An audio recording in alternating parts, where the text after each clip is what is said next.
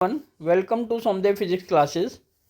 आज की क्लास की शुरुआत हम करेंगे बेटा एक बहुत अच्छे टॉपिक के साथ। ये टॉपिक आप जो है जानते हैं सभी, 10th क्लास में भी आपने पढ़ा है और 12th क्लास में भी ये उतनी ही इम्पोर्टेंस रखता है। ठीक है, तो टॉपिक है आपका reflection of light. Basically reflection of light हम कहते किसको है, चलिए समझते हैं। बेसिकली होता है reflection of light, it is the phenomena of change in the path of light without any change in the medium। यानी कि मीडियम को बिना चेंज किए हम लाइट का जो पाथ है उसको चेंज कर दे सेम मीडियम में। ठीक है, लाइट यानी कि बाउंस बैक आ रही है किसी सरफेस से टकराने के बाद, तो उस मीडियम को यानी कि वो जो फिनोमिना है उसको हम कहते हैं रिफ्लेक्शन ऑफ लाइट।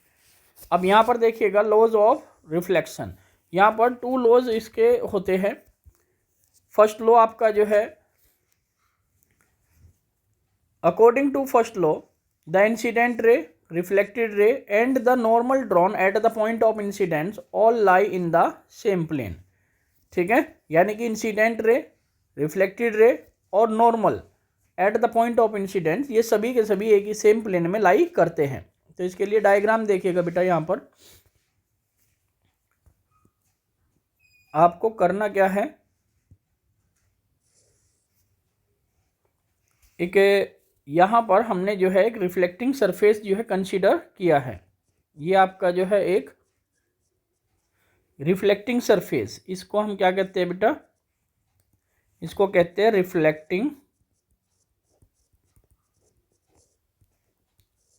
सरफेस। ठीक है, अब यहाँ इस रिफ्लेक्टिंग सरफेस के ऊपर ये रे ऑफ लाइट जो है आ रही है। ठीक है, और इस रे ऑफ लाइट को हम जो है बोलते हैं इंसिडेंट रे, इसको बोला जाता है इंसिडेंट रे। ठीक है, यहाँ तक बात आपको समझ आ गई होगी, यहाँ तक क्लियर है सभी को कि ये इंसिडेंट रे होती हैं। अब इसके लिए हम यहाँ पर बनाते हैं एक नॉर्मल। ठीक है, अब यहाँ पर इंसिडेंट रे से जब इसे सरफेस रिफ्लेक्टिंग सरफेस से टकराती है तो इससे क्या होता है कि ये जो रे ऑफ लाइट है ये बेटा बेंड हो जाती है इन द सेम मीडियम, ये बेंड होती है इन द सेम मीडियम। सो यहाँ पर आप देखिएगा, इसको हम बोलते हैं रिफ्लेक्टेड रे, इसको बोला जाता है रिफ्लेक्टेड रे। ठीक है, और ये जो आप लाइन देख रहे हैं इसको हम कहते हैं नॉर्मल। ठीक है, यहाँ पर इंसिडेंट रे ऑफ लाइट और नॉर्मल के बीच जो एंगल बनता है उसको हम एंगल ऑफ इंसिडेंस कहते हैं, स्मॉल आई से हम इसको रिप्रेजेंट करते हैं। नॉर्मल और रिफ्लेक्टेड रे के बीच बनने वाला एंगल जो होता है उसको हम स्मॉल आर से रिप्रेजेंट करते हैं। ये कहलाता है एंगल ऑफ रिफ्लेक्शन। और स्मॉल आई जो आप देख रहे हैं इसको हम कहते हैं एंगल ऑफ इंसिडेंस। ठीक है, ये जो पॉइंट आप यहाँ पर देख रहे हैं, इस पर्टिकुलर पॉइंट की हम बात कर रहे हैं, ये जो पॉइंट आप देख रहे हैं इस पॉइंट को हमने जो है चलिए कैपिटल पी से हमने इसको डिनोट किया है। सो ये जो पॉइंट है बेटा इसको हम कहते हैं point of incidence, point of incidence, यानी कि जहाँ पर इंसिडेंट रे ऑफ लाइट आ रही है और जहाँ से जो रिफ्लेक्टेड रे ऑफ लाइट है वो जा रही है। ठीक है, रिफ्लेक्टिंग सरफेस से टकराने के बाद। क्लियर हुआ सभी को?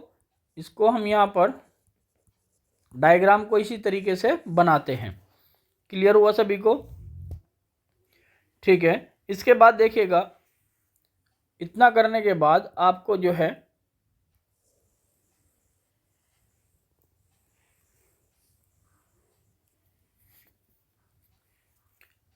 नेक्स्ट यहाँ पर